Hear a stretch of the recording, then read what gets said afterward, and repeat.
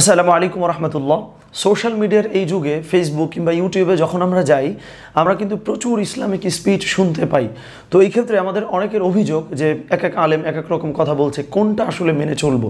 তো সেজন্যে আজকের ভিডিওতে আমরা কথা বলবো আমার পছন্দের এরকম 7 জন ইসলামিক বক্তার সম্পর্কে, যাদেরকে আমরা খুবই সহজে ইউটিউবে পেয়ে যাব।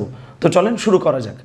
তো আজকের ভিডিওতে আমি যাদের কথাই বলবো, প্রত্যেকের একটা কমন বৈশিষ্ট্য তো আমরা জানি, তারা ইসলাম নিয়ে কথা বলছেন, তবে প্রত্যেকেরই এক একটা ইউনিকনেস আছে, অনন্য বৈশিষ্ট্য আছে, যার কারণে সে অন্যদের থেকে আলাদা হয়ে গিয়েছে। তো এই বৈশিষ্ট্যগুলো আমরা প্রত্যেকজনের সঙ্গেই বলবো ইনশাআল্লাহ।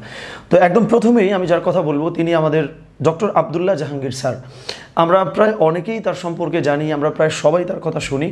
হুজুর আমাদের মাঝে আজকে হয়তো নেই, কিন্তু তার প্রচুর আলোচনা আমরা কিন্তু ইউটিউবে পেয়ে যাব।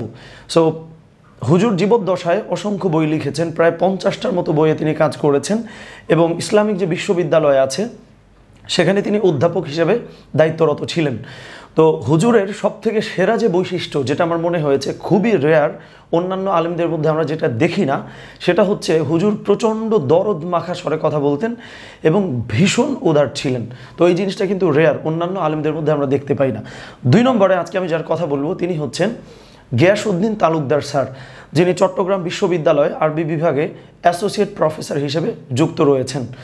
তো এই স্যারের যে বৈশিষ্ট্য, যেটা আমার কাছে খুবই লক্ষণীয় মনে হয়েছে, সেটা হলো স্যার যখন কোনো বিষয়ে আলোচনা করেন, তিনি খুবই জীবন ঘনিষ্ঠ করে আলোচনাটা করেন। খুবই পড়াশোনা করে যে তিনি আলোচনা করছেন, সেটা কিন্তু তার যে সাবলীলতা এবং বলার মধ্যে স্বাচ্ছন্দ্য, সেটার মধ্যে খুব স্পষ্ট লক্ষ্য করা যায়।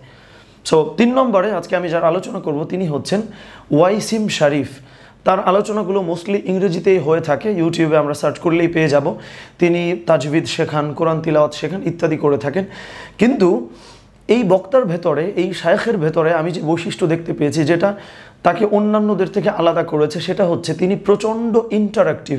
অর্থাৎ যদি 1000 মানুষ তার আলোচনা শোনে, প্রত্যেকের মনে হবে যে তিনি যেন তার সঙ্গেই কথা বলছেন।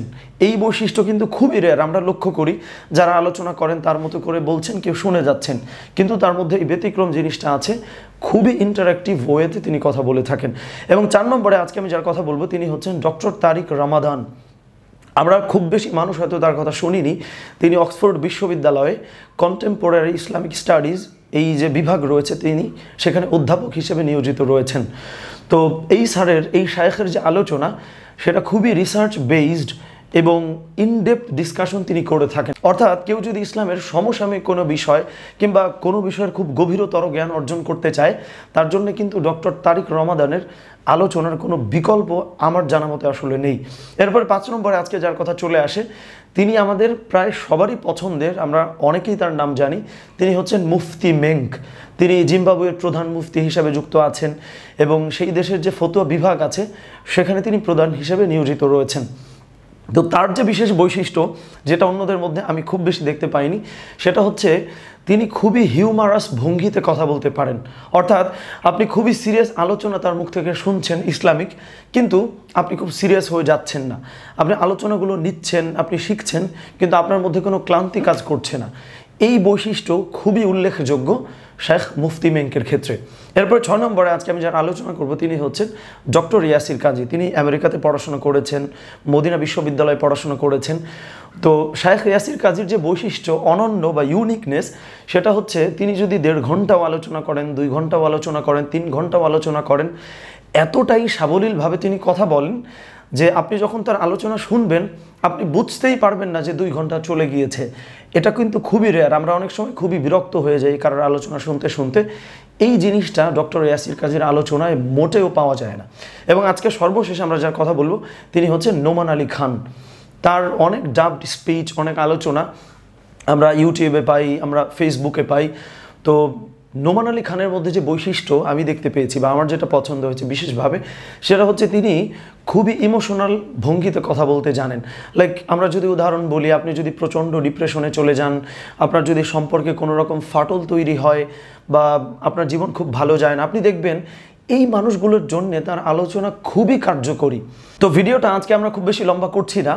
এতক্ষণ আমরা যেই শায়েখদের কথা আলোচনা করেছি, আমরা প্রত্যেকের কোনো না কোনো বক্তব্য কিংবা তার চ্যানেল লিঙ্ক আমাদের ডিসক্রিপশন বক্সে দেওয়া থাকবে অথবা কমেন্ট বক্সে দেওয়া থাকবে ইনশাআল্লাহ। এবং আমি সর্বশেষ বলতে চাই যে এর বাইরেও অসংখ্য উলামায়ে কেরাম রয়েছেন যারা খুবই চমৎকার আলোচনা করেন। আপনার যিনি পছন্দের আছেন তার কথা আপনি আমাদেরকে শেয়ার করতে পারেন, কমেন্ট বক্সে জানাতে পারেন, তাহলে আমরাও সহ অন্যান্য যারা রয়েছেন তারা কিন্তু উপকৃত হবেন ইনশাআল্লাহ। তো সবাই ভালো থাকবেন, সুস্থ থাকবেন। আসসালামু আলাইকুম ওয়া রাহমাতুল্লাহি ওয়া বারাকাতুহু।